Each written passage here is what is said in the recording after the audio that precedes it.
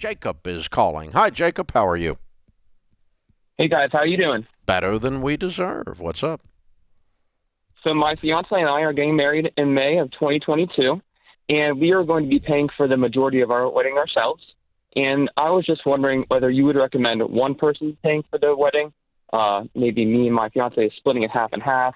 I know you probably don't suggest opening a bank account for the wedding. I was just wondering what your opinion was on that. I don't mind opening a bank account for the wedding, and both of you fund it, and both of you have access to it. This is a venture that we are doing together prior to being married, and so we can fund it. I just wouldn't share all your finances prior to the wedding, meaning Okay. I would share the knowledge of them, but not the transactions. Don't act like you're Okay. married So legally before you are. You get yourself in a pinch. But so I don't care who pays for the wedding. I don't know that there's a moral thing here. I mean, if you want to go old fashioned, the bride's parents pay for it, right? That's old fashioned. Obviously, Mhm. that's not what's going down here. So why would one of you or the other bear more of the cost? Is there a reason? No, there's no reason. I was just wondering whether it makes more sense to take it out of one person specifically or just to keep it half and half. Seems like there's something else underneath this question. Because if the wedding goes off, then Doesn't matter. yeah, it doesn't matter the following afternoon. Yeah. Yeah. I was just looking for your guys' opinion. Do both Okay. of y'all have the cash to fund this wedding? Yes. Okay. What do you make? I make about 42, What does she make? about 35. Okay. Do both of you have about the same amount of debt? Neither of us have debt. Okay. Sounds like everything's pretty equal. Yeah, we're pretty much on the same territory as Yeah. far as baby steps go. Yeah, I mean, I guess it would, like, if you call me up and you said I make 30 and my fiance makes 200, and she wants to pay for more of the wedding, I would go, well, that mathematically kind of makes sense.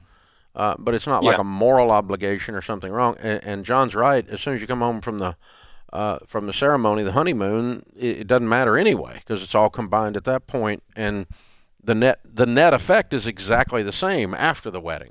Part of me likes the idea of y'all two going to get a checking account wherever you're going to bank as your joint account, and she puts $5,000 in, you put $5,000, whatever you're paying for this wedding, and y'all work from there, and then that's your account, and you close your two separate accounts when you're married. Part of me likes that, and part of me thinks, man, weddings are so stressful.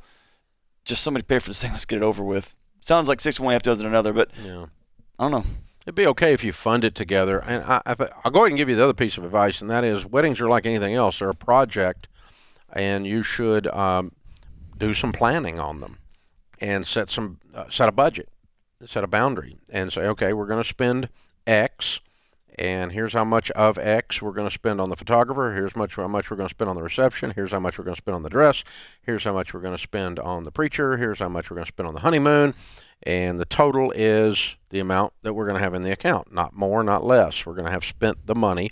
And then if you get in there and you go, well, the reception is, the reception, they want to put these flowers out, and the flowers are, well, you can't, they're not in our budget. Well, they're not in the budget, so we don't put them out. And so, you have to have some guidelines ahead of time because you're going to bump up against a no. And if the no is not brought to you by your plan, then it sounds like one of you is deciding over the other one what's going on. And you go, hey, you can't do an $8,000 dress. We had $800 budgeted for the dress. And that's what I don't like, because then it's, well, I'm paying for the dress then, and you pay for this, and then I'll pay, and then now we're talking division, right? Yeah. You need an overall budget that you agree to for the project. It's how you build a house. It's how you do a wedding. It's how you do anything that's project based. Is you start with the line itemed budget, and then you may have to make a few adjustments along the way, but we've got an agreed to value system Love it. of what this wedding is going to be. We care more about the reception than we do about the flowers. Yep. So we're going to put this more money on it, or we care more about the flowers than we do about the reception. So we're going to put this money on it. And you decide that up front. And then when you get down in the emotion of bridezilla or whatever, picking stuff out, then it doesn't all blow up in your face, or it shouldn't. If it does, you got other issues.